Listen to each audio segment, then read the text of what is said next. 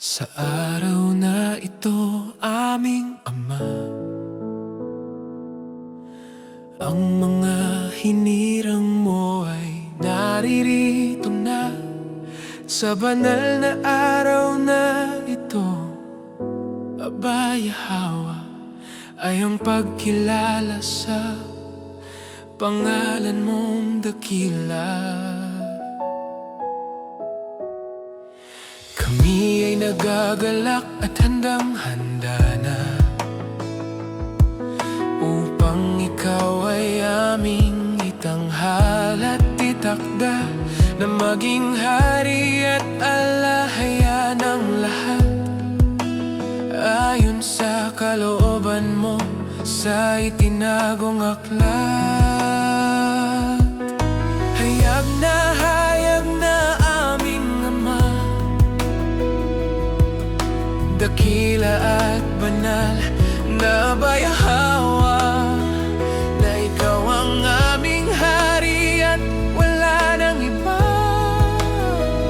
Sa trono mo ikaw lang ang nag-iisa. Papupurihan ka, luluwalhatin ka, sasambahin ka, aming Ama.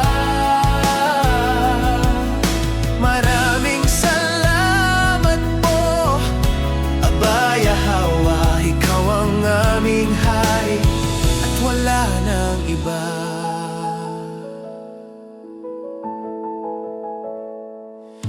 Talugdan mo ang aming diwang tumugon, mga salita mong inilibing sa mahabang panahon.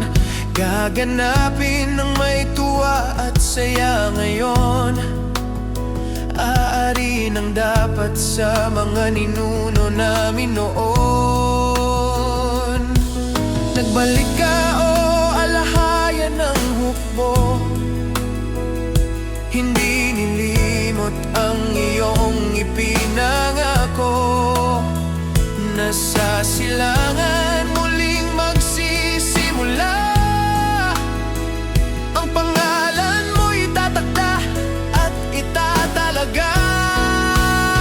Papupurihan ka, luluwalhatin ka,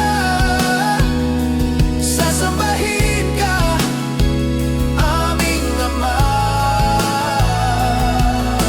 Maraming salamat po, Aba Yahweh, ikaw ang aming hari at wala nang iba.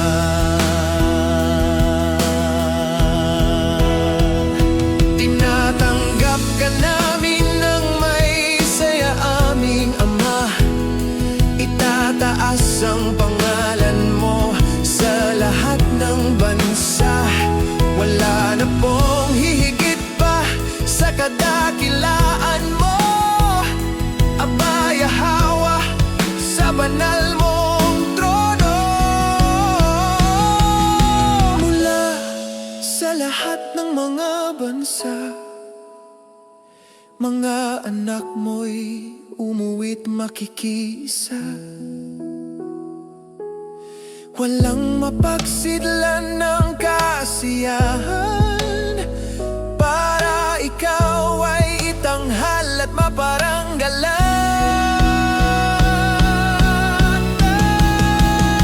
Papupurihan ka, luluwalhatin ka, sasambahin ka, aming Ama.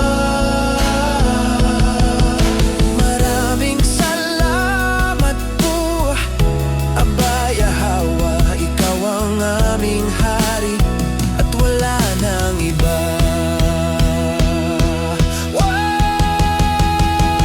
Alahaya sa lahat ng panahon at pagkakataon, saan mang dako at sulok, ikaw ay naroroon. Walang simula at hindi magwawakas kailanman. May akda ng sansinukob at tagapagligtas. Pupurihan ka